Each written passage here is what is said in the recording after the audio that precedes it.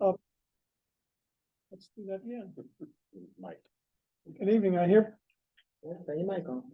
There you go. call the special meeting of the Administrative Appeals Board of November 29th, 2023 to order. Board Secretary, please conduct a roll call. Alright. Board Member Vasili, Here. Board Member David Parker, Here. Vice Chairman Michael Panessa, Here. and Mr. Chair Wayne Sinclair. Present. 4 members present. Our first item on the agenda is the acceptance of the agenda. The board can discuss and may amend the order of the agenda.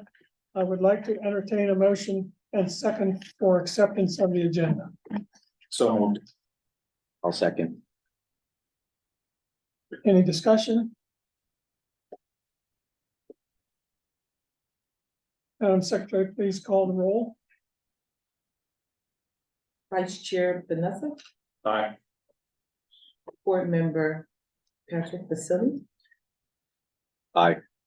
Board Member David Parker, Aye. Mr. Chair Wayne Sinclair. Here. Motion passes. Yeah. Motion passes 4-0. The next item on the agenda is public comment. This time has been set aside for the public to address the board on items of general interest within the subject matter jurisdiction of this board. 3 minutes will be assigned to each speaker. Although the board values your comments pursuant to the Brown Act, the board generally cannot take any action on items not listed on the posted agenda. Testimony for hearings will only be taken at the time of the hearing. Board Secretary, please begin the public comment period. Mr. Chair, we have no public comments. Okay. The next item on the agenda concerns the property of 2775 East Verona Road. It is an appeal of the $2,500 fine and 2-year suspension of the vacation rental registration certificate. Board Secretary, please ensure the city staff and the appellant understand their testimony is under oath. Well, we do have signed affidavits from city staff and appellant. Anyone on Zoom who desires to testify in this appeal hearing under the laws of perjury, if you choose to speak, you hereby accept and acknowledge that your testimony shall be the truth, the whole truth, and nothing but the truth. Before we start, I did forget and would like to do this. Patrick, would you introduce yourself and then we'll let Abe introduce himself so everybody knows who we are and why we're here. Yes, thank you. Chair, my name is Patrick Clifford with the Department of Special Program Compliance, and we oversee the vacation rental program here in the city of Palm Springs. Abe Sanchez, Deputy City Attorney. Patrick, Yes. Sorry. Patrick Vasili, board member. David Parker, board member. Michael Panessa, board member. Wayne Sinclair, Vice Chair. And We're going to read the city clerk. okay, Mr. Clifford, please proceed. Yes, thank you, Chair, Vice Chair, board members, city staff, and public joining us this evening. My name is Patrick Clifford, with the Department of Special Program Compliance, and we oversee the vacation rental program here in the city of Palm Springs.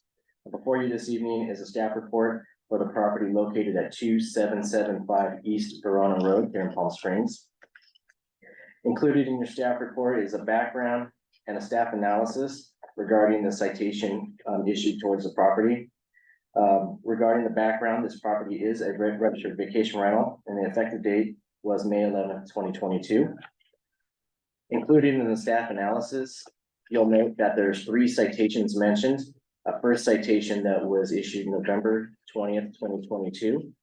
A second citation issued August 26th, 2023. And a third citation issued August 26th, 2023. And pursuant to our municipal code 5.25090B in the violation sections, it does state that upon the 3rd violation in any 12-month period, the city manager shall suspend the vacation rental certificate for a period of 2 years. Included in attachment 8 is a copy of that the suspension letter. And we do have the code officers that investigated the property for each situation, as well as this issuance of the 3rd citation. Code Supervisor Nabhan is here to provide testimony and further information regarding the third citation. And if you do have questions relating to the first and second citation, the code officers that issued those are present this evening as well. I would like to invite Code Supervisor Nabhan to present further information that led to the third citation and inevitably the suspension. Thank you. Officer, introduce yourself and proceed. Sure. Thank you, Chair Sinclair. Good evening, members of the board. My name is Mitch Nabhan. I'm a code compliance supervisor for the city of Palm Springs, and I oversee the vacation rental and enforcement program. On Saturday, August 26, 2023, at approximately 5:29 p.m., code officers Ingram and Gonzalez responded to a report of a disturbance at a vacation rental property located at 2775 East Verona Road, referencing a possible violation of the vehicle limits. Upon arrival at the property, the resulting observation led to the officers contacting the occupants at the front door, confirming their vacation rental stay and issuing a citation to the responsible renter for vehicles exceeding the permitted limit. While conducting a follow-up at his workstation, Officer Ingram searched the city's applicable record-keeping database and could not locate a contract summary submission for 2775 East Verona Road, city ID number 5004 for the current guest stay. At that point, Officer Ingram met with me about his initial findings regarding a possible violation for failing to submit a contract summary. I conducted a secondary search for contract summary submissions for this property and confirmed that there was nothing on file for that particular weekend, with the last submission for this property filed in June 2023 for a one-night stay from June 6th to June 7th. Upon further investigation, I found an advertisement for the property on the web-based booking platform Airbnb.com titled Luxury 4-Bed Palm Springs Mansion Pool Spa Game Room, which can be found in attachment number 6 on page 10. Which showed that the property had approximately 20 guest reviews so far for 2023, many of which reference short-term stays. Those reviews begin on page 12 of attachment 6. I then contacted the property owner, Lucine, who was also joined on the call by Gore, who was identified as her boyfriend, to follow up regarding my findings. Suspecting that there was a discrepancy in the amount of reported contract summary submissions, I requested copies of the signed and completed City of Palm Springs Vacation Rental Statement of Rules and Regulations forms for all guest stays and vacation rental bookings from January 2023 to September 2023, in accordance with Chapter 525.080 of the Vacation Rental Ordinance. This chapter is related to audits and states that each owner, agent, or representative of any owner shall provide the enforcement official with access to each vacation rental and the books, records, documents, papers, tax returns, and bank accounts at any time during normal business hours, as the enforcement official may determine are necessary or convenient for the purpose of inspection or audit to determine that the objectives and conditions of this chapter are being fulfilled. Additionally, I followed up that phone call with an email confirming my request and the established submission deadline, and that can be seen on page 19 of attachment number 6. It's important to note that completing the statement of rules and regulations is a separate requirement in addition to and not in lieu of submitting a contract summary, and is generally done during the check-in process between the property owner or their agent and their guests. Copies of this form are only provided to the city if requested. In this case, they were requested so that we can determine the property's utilization as a vacation rental and ensure compliance with the limits of contracts for vacation rental use. The property owner responded with an email on Tuesday, September 5th, 2023, asking for an extension to September 10th to have the requested records submitted, to which I replied via email later that same day approving their requested extension. The records were ultimately never provided to me, and subsequent phone conversations with Gore revealed that they were unaware of that form or the requirement to complete it for each guest stay. I also discussed at length the importance of submitting contract summaries, the city's educational resources on our vacation rental website, and the administrative penalties for violations relating to failing to submit a contract summary. After reviewing all the findings in our investigation, it was determined that the property owner, Lucine Gregorian, was in violation of PSMC 525.070H for facilitating vacation rental stays between January 2023 and August 2023, and failing to submit a contract summary prior to their guests taking occupancy in at least 13 separate cases. As a result, Officer Ingram drafted a notice of violation and citation to the vacation rental owner, which was sent via certified mail to the address on file.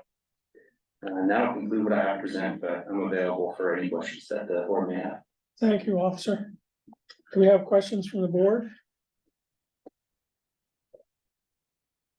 Michael? Yeah, thanks.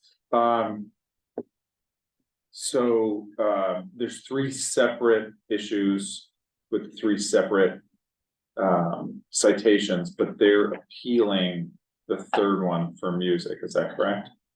Okay, and, No, so the citation that's up for appeal is for failing to submit a contract. okay, I'm sorry, thank you. All right, that's what I wanted to know. And then also, with the contract summaries, what page is this? I think it's page 53 in the large packet for this. So there's 9 summaries, but you were, you found that they had reviews in that year for over 20 rentals?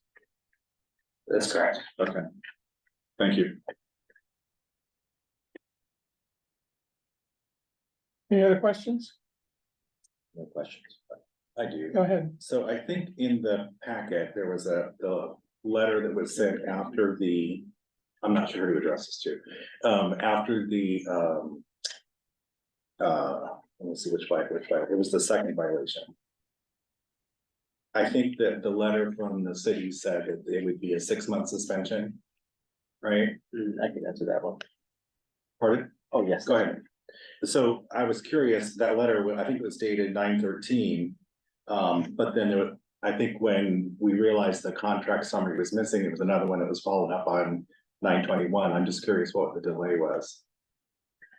So correct, so the contract summary, citation letter would have been sent out by our code compliance staff. And then, so the citations will be mailed out first to let the owner know there's a violation, and then administratively, we take that letter, so we know to start the suspension process with our city manager. And so there's a little delay to get the signature with the city manager. And at that time, once we realized that that was a violation, we also administratively issue a strike letter for the property, which details how many strikes have been on the property or violation counts. And then at that time, we realized, well, there's 3 strikes now, so it's no longer a 6-month suspension for the contract summaries, it's actually a 2-year suspension now because there's 3 violations on the property. In the 12-month period. In the 12-month period. So I think, officer, when you mentioned that you had come across, before you went out for the noise complaint or whatever, or the driveway cars, that you noticed the contract summary wasn't there. So those things don't coalesce sooner? I mean, we don't see that was the 3rd strike at that point? Correct, so our officers, when we're doing the enforcement, we're responding to the call for service. So, you know, whether or not we know how many strikes are on a property, that's not something that we really review and factor into our decision when we're making our observation and determining the correct enforcement action. So the notice of violation letter for the separate penalty of failing to submit a contract carries with it its own 6-month suspension. And then like Patrick mentioned, while the administrative staff was reconciling to send out the strike letter, that's when it was noticed that one, that was the 3rd infraction within that 12-month rolling calendar. So that actually triggered the serious 2-year suspension. And so that's why there was that discrepancy on the different notices. Got it. Okay, thank you. Appreciate that. No more questions. And that, sorry, I follow up. So they're not getting 2 suspensions. Once you guys understood that there were 3 citations, it switched over to the more serious 3 violations in 2-year. Yes, that's correct. All right, thank you. Any other questions? Thank you, officer. This time I would like to open the appeal hearing. The appellant is invited to speak for up to 10 minutes. Any members of the public who desire to speak on this appeal hearing shall have up to 3 minutes to speak. If any member of the public testifies, the appellant will then be invited to provide a rebuttal up to 2 additional minutes. I'd like to invite the appellant. And you have 10 minutes. State your name, please, and Good afternoon. Thank you. Good afternoon, everyone. My name is Sylvanus Fabersky. I'm here on behalf of Lucina Grigorian, representing her. my client did make a mistake in not filling out the form. She's taken measures to prevent it from happening ever again. She lives here in Palm Springs. The rental property is a very big deal to her. I know the city has its regulations and ordinances that need to be followed. I've made it very clear to my client that she should never allow this to happen again. She insisted to me that the extra car in her driveway might have been a delivery driver who was delivering food. I don't know if the officer was aware of that on that day when he returned. She is living here in Palm Springs. She's a member of your community. She's not, living in LA using this property as an extra source of income. She would dearly request that the 2-year suspension be drastically reduced. This is the main source of income for her family. They're a husband and wife with 2 kids. If the board could see some way to reduce her suspension or to give her a chance to maybe prove herself not to be liable not to be held to any suspension at all. She has already contacted the agency to deal with her rentals from here on out. It's called Verbo. I'm not sure if you guys are familiar with it. The 2-year suspension just seems very drastic. I know that loud music she dealt with immediately. She made it very clear to her guests.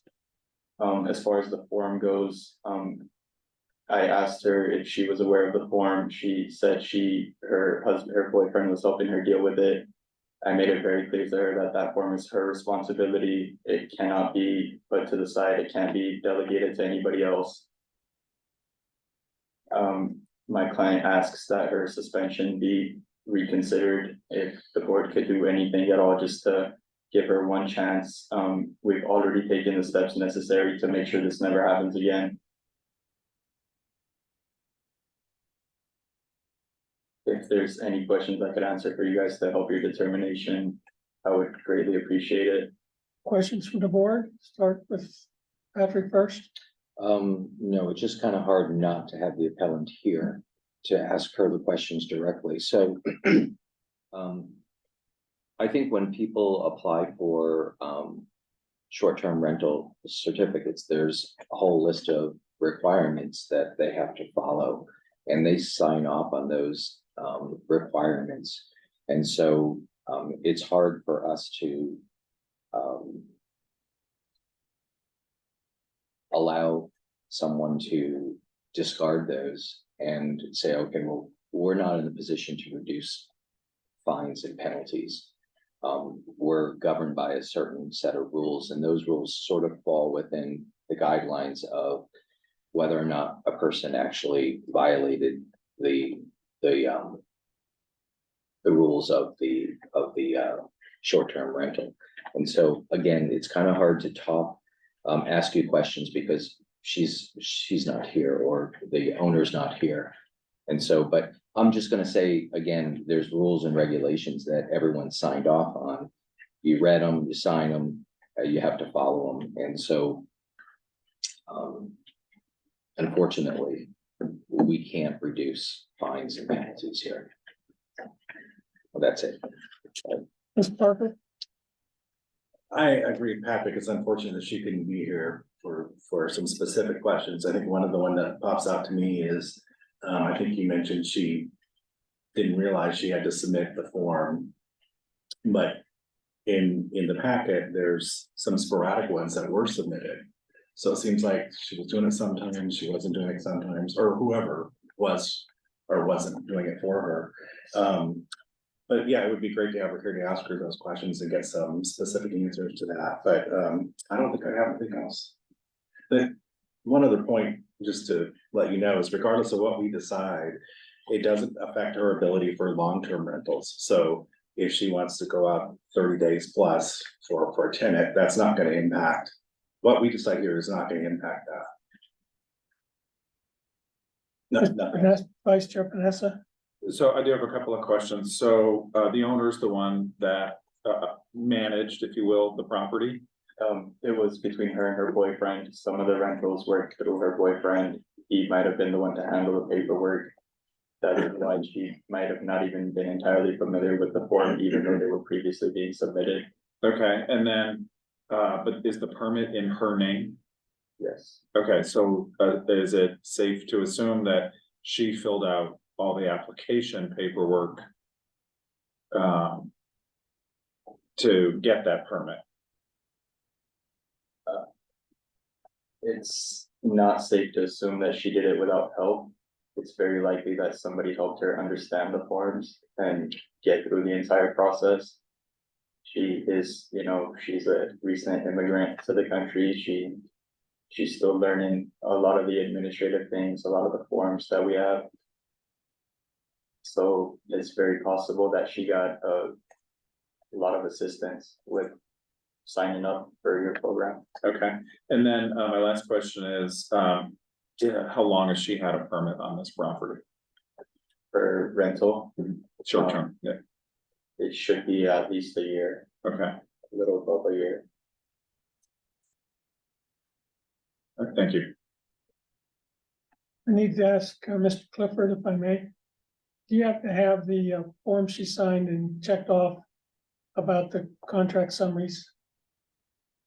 I can pull it up. I do have it up. It's not in the appeals packet though, Right. so I defer to city clerk if that's okay to conversate about, or if you want me to email the print to send to the appeals board, I can easily send a PDF to everybody about it, I but you don't, I have. don't need to see it. Okay. Does it have who signed it? Yeah, so on the vacation rental, there's two vacation rental applications, because this big property has been registered since 2022, May 11, 2022. So it has their initial one, and then there's also a renewal that takes place, and it's the same documents, really. There's a checklist, initials, and they sign off, but the initial application was signed. I'm just scrolling through here. With the owner's name is Lucine Gregorian, and that was signed and initialed. Owner signature on February 17, 2022. I really can't make out the signature, but it was signed by someone representing themselves as the owner. Okay. And then following the application as well, there is initials pretty spelled out that says LG, which would be the initials of Lucine Gregorian. Initially, where it does talk about prior to each occupancy, a contract summary is required. Thank you.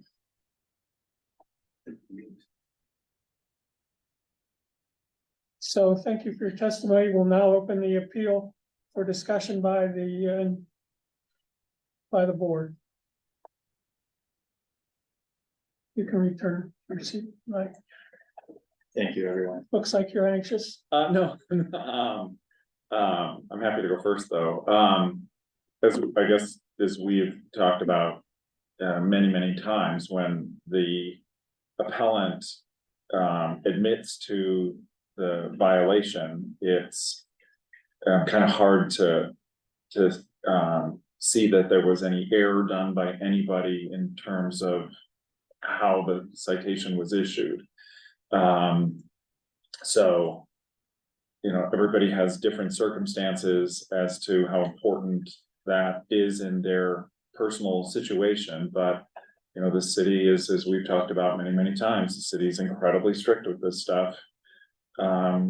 Whether anyone agrees or doesn't agree with it is irrelevant. The city's very strict for, and that's on purpose. So, from my perspective, when an appellant says, yes, we did this, it's hard to turn away from that. Right. Anybody else comments? I don't have anything to add to that. I think it's well stated. Nothing to add. Thank you. No, I agree with Vice Chair Penosa, same thing. I think the thing that disturbs me most is that the officer said there were 13 other cases without contract summaries. And that the appellant also signed off on checking the box of where to file contract summaries. So if there's no other discussion, is there a motion? I motion that we uphold the suspension and the fine. Is there a second? I'll second it. Board Secretary, please take a roll call. Board Member Parker, Aye. Board Member Castillo, Aye. Board Member Panessa, Vice Chair Panessa. Aye. Chair St. Clair, Aye, motion passes 4-0. the motion passes and the appeal has been denied. The city will be in touch with the appellant with regard to the fine. And as Mr. Parker pointed out, this does not prohibit the appellant from renting her house for 28 days or more under the ordinance. The next hearing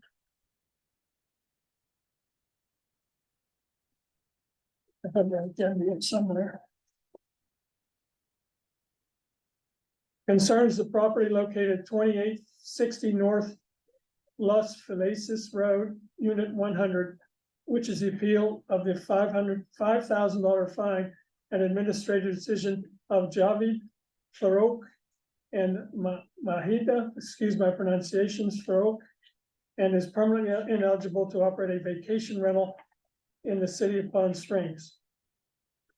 Board Secretary, please ensure the city staff and appellant understand their testimony is under oath. We do have signed affidavits from city staff and appellant. Anyone on Zoom desires to testify under this appeal hearing under the laws of perjury. If you choose to speak, you hereby accept and acknowledge that your testimony shall be the truth, the whole truth, and nothing but the truth. Thank you. Mr. Clifford, would you begin your testimony? Yes, thank you. Good evening, Chair, Vice Chair, board members, city staff, and public joining us this evening. My name is Patrick Clifford with the Department of Special Program Compliance, and we oversee the vacation rental program here in the city of Palm Springs. And before you this evening is a staff report for the property located at 2860 North Los Felices Road, Unit 100, here in Palm Springs. It was found that this property was operating as a short-term vacation rental without a vacation rental certificate. In your staff report, you'll see elements that led to the issuance of the citation. Additionally, the code officer that investigated the property and issued the citation is here. And I would like to invite Officer Whitaker to the mic so he may provide further testimony. Thank you.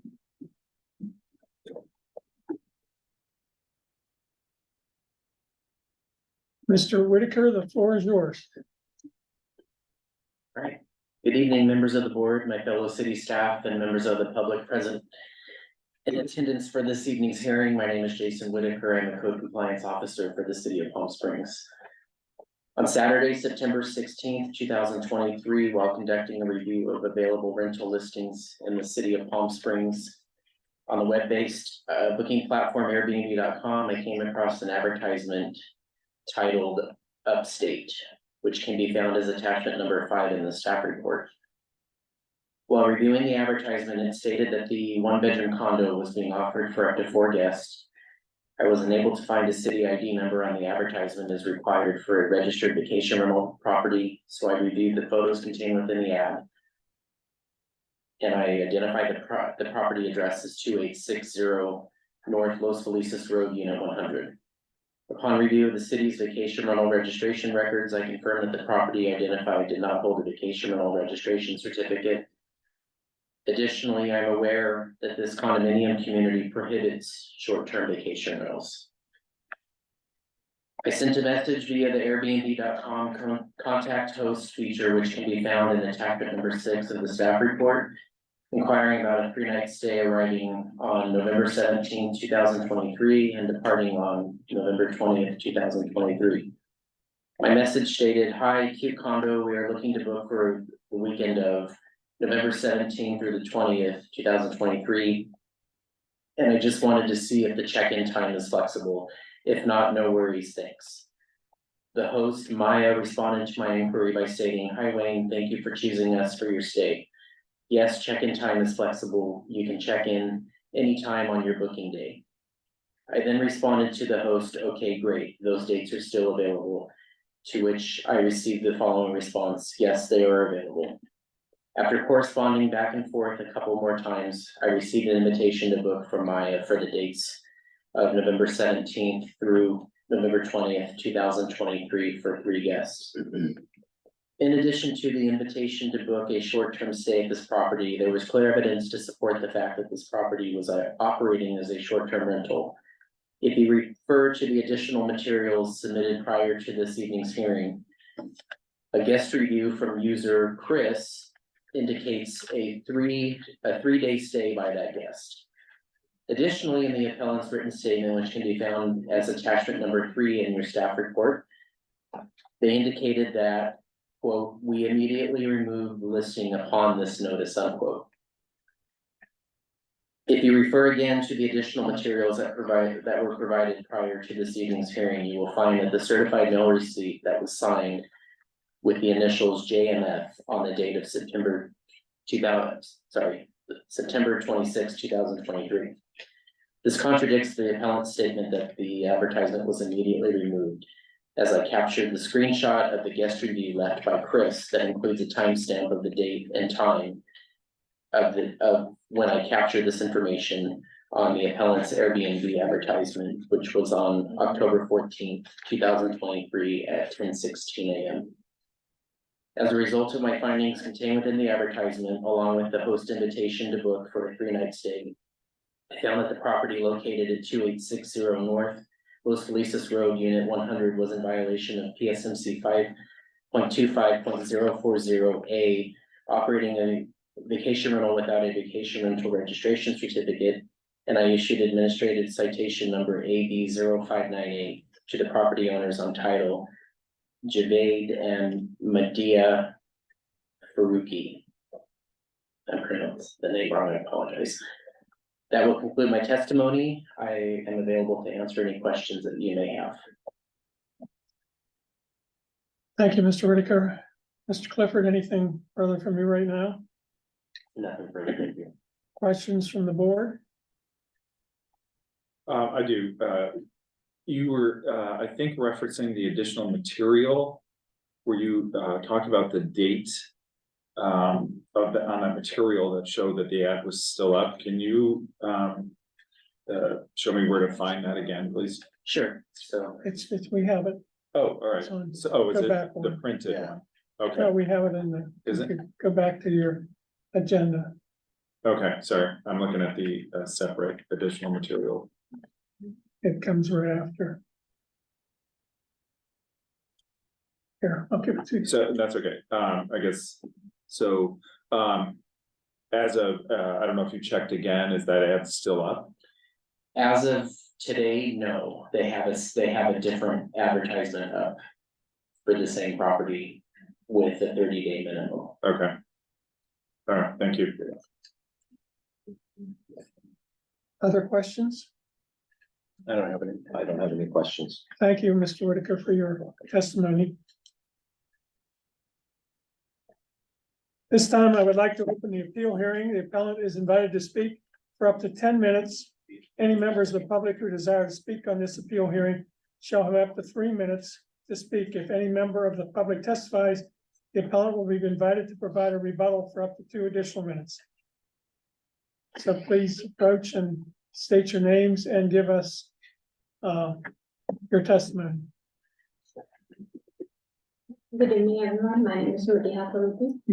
Little long, louder, please. That's good. Yeah, okay. My name is Rudiha Faruqi and I'm here today. Just giving you a little introduction of myself and my family, that we are not around this area. You can check that we never have any property before that, only the one house we live in Gardena. We don't even live in this area. And for the very first time we visit this area, Palm Spring, is in September. And we are looking for something for additional income. Because right now the living perspective is going very tight. So we are planning to see something that we can use as an additional income. So somebody told us about these condos and that we can Airbnb those and we can have an extra income with that. But the thing is, when we start processing the property buying and stuff like that, nobody tells us that we cannot short-term this property. If we were aware that we cannot short-term this property, we never buy that property. Because that's the only reason we buy that property, so we can rent it and get extra income. So, and we put all of our savings to buy this property. as we get to know, like, the officer mentioned that, after he talked to me as a message as a customer that you are doing it and is that day that's available, and I said yes, because until that point, we get that notice from the city that we cannot do the rental, short-term rental, we were not aware of anything that we cannot rent it. And as we get to know with that notice that we cannot rent a short term here in the Palm Spring area, we, at that point, that moment, I discontinued my, Airbnb account. I called them, let them know that I cannot do, short-term renting on here. And I cancel all, the reservation, one or two which is on the listing. So I just request you to give me a chance, so it's really hard right now. Any Because further? I don't know about the rules and stuff like that. Did you ever think to check with the city to see if there were rules? After when we received that first letter of the citation, then I started looking into it and it's too late then. Questions from the board? Michael? So were you the one that set up the Airbnb app? Yeah. Okay, so, when you set up the ad, did you see? When I bought that property in, I think, this year, September, October. And after 1 month, when I received the documentation and everything that we have that property after the escrow and everything, then I put it on the listing. Okay, and my question is, when you set it up, Airbnb goes through a couple of screens where they, ask you to acknowledge that this city has. They don't have anything to see that they need any, permits or anything to do short term or anything, so that's why it's easy for me to just download the app and fill up my like the pictures and stuff like that, and make an account with them. They didn't ask anything like the ID or short term rental permit or stuff like that, they didn't ask anything. Okay, and then, did you look at other ads in Palm No. Springs to see No, how to set them up? Because this is first time I'm doing it in my surrounding, my family, nobody do that before. Okay, all right, thank you. Right, so, I think I heard earlier from the city that you. So I understand when you bought the property, nobody told you that short-term rentals weren't allowed. I think when you also buy a property in development, you get a copy of CC&Rs or covenants, codes and restrictions from the homeowners association. Did you look through there to see if, about short-term rentals? There is nothing in there on that point. When we receive the letter from city, then we ask our homeowner association and then they send us that, okay, yes, you cannot, and they never mentioned that before when we are buying it.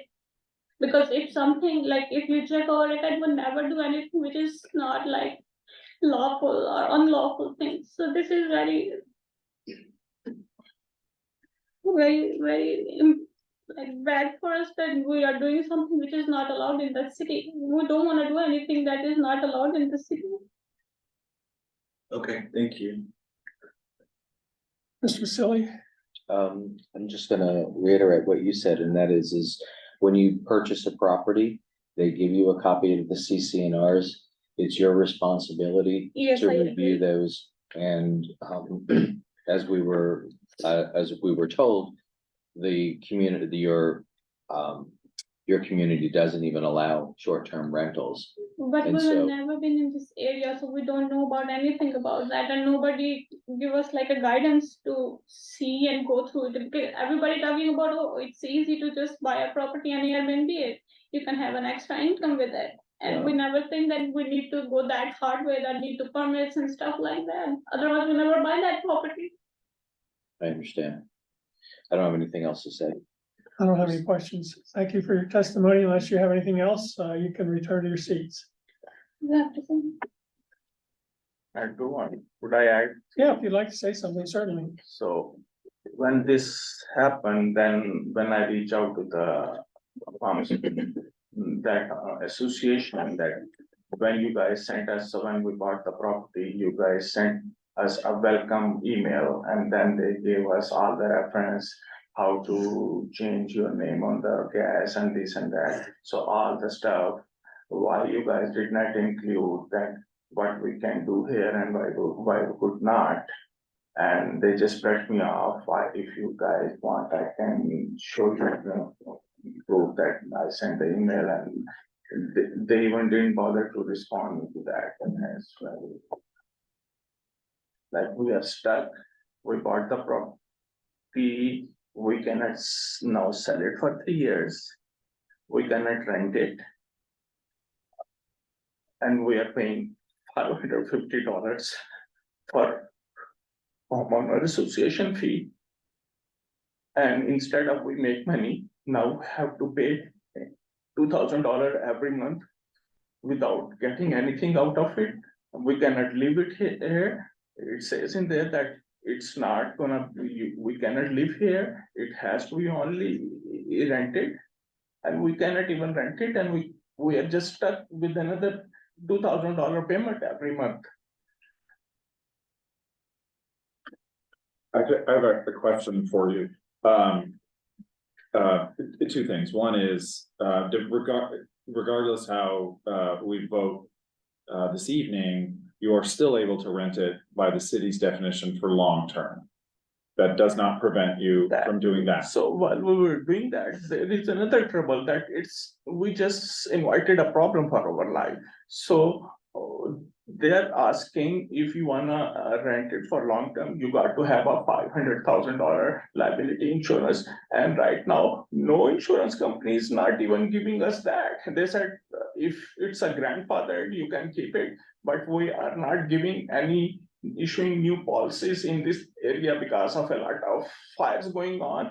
I cannot even get the insurance for it. So, all right, so I won't get into the long-term stuff, that's not what we're about. But I guess my question for you is, if your intention was always to set it up as a short-term rental, I'm surprised that question was not ever asked specifically, whether it was to the realtors or whoever, before it was put up for short-term rentals. So what happens when you know what you are doing, you ask specific questions. When you do not know what you are doing, you don't know what to ask.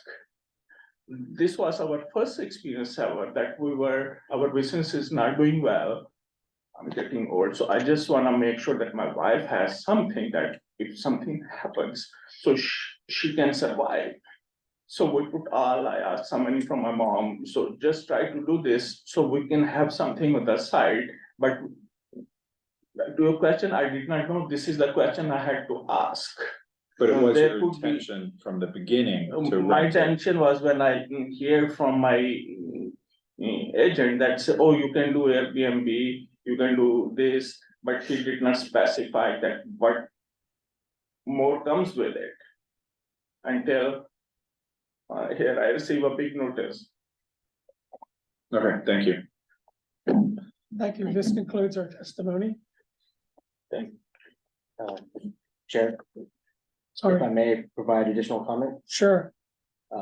With respect to how the board votes, whether to uphold the citation or dismiss the citation violation, we still are not able to issue a short-term vacation rental permit for this property because the HOA does not allow short-term vacation rentals. Okay, So whether regardless of the outcome of the appeal hearing, we would still not be able to issue a short-term vacation. Did I say short-term?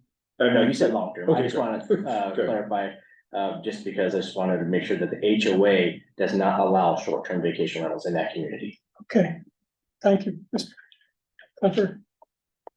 Discussion?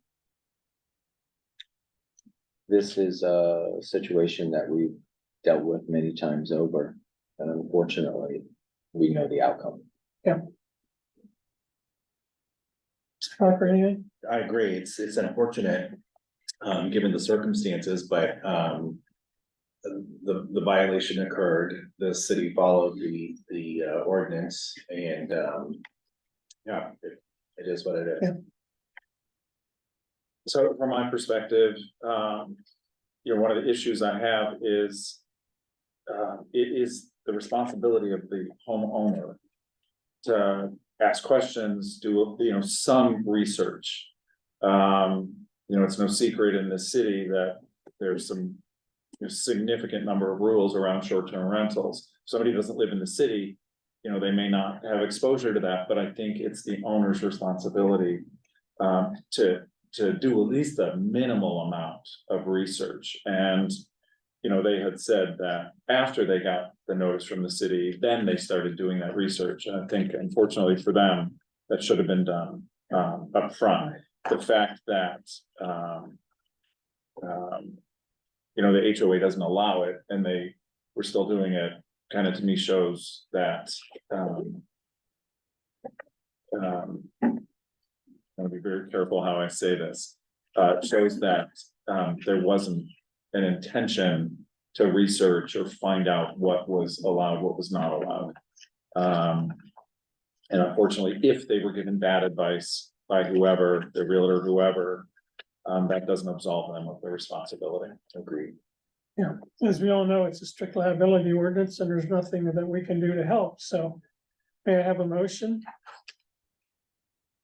I would move to uphold the fine and the ban on getting a permit. I second that. Any discussion? None. Madam Secretary, would you please call the roll? Vice Chair Vanessa, Aye. Board Member Parker, Aye. Board Member Pacelli, Aye. and Chair Sinclair. Aye, The motion passes 4-0. the appeal has been denied. The city will be in touch with you with regard to payment of the fine. And that concludes our hearing. The next item on the agenda is board member comments and requests. This portion of the meeting is set aside for general comments, announcements, requests of staff, and other issues of concern. Do we have any of those today? I do not. No. One thing I wanted to mention, and it looks like it'll have to be kicked into the December agenda. We received from Cassandra copies of the ordinance that was passed, or the motion that was put forward to the city council 3 years ago. The one on holding the rental companies more liable. And I thought that was on the agenda for this week, but it wasn't, so we should probably put that on for next. Did everybody get that, by the way? Yes. Yes. Okay, so let's make sure that gets on next month's I agenda. don't think it was something that was put before the city council. I think it was just notes. It in was. Preparation for that. Yeah, right? I think so. And my understanding was that there was, and I've forgotten who, but there was a subcommittee formed of 2 members Right, that that was, we're gonna discuss yeah, and come back to the board. yeah, I looked with a at it and I recommendation. don't see any changes to it. My understanding from discussions in the past here, that city council wasn't particularly interested in doing something that would put a liability on the rental companies. That was my understanding, but we'll find out a little more next month. All right. City attorney, any comments, questions? No comment. Madam Clerk, any reports and the future meeting dates? I think we know when that is. No reports. We have a future meeting, scheduled for December 27th at 5:30. And I assume we, and I understand we have just due next month also. Correct. So with that, we're adjourned. Thank you.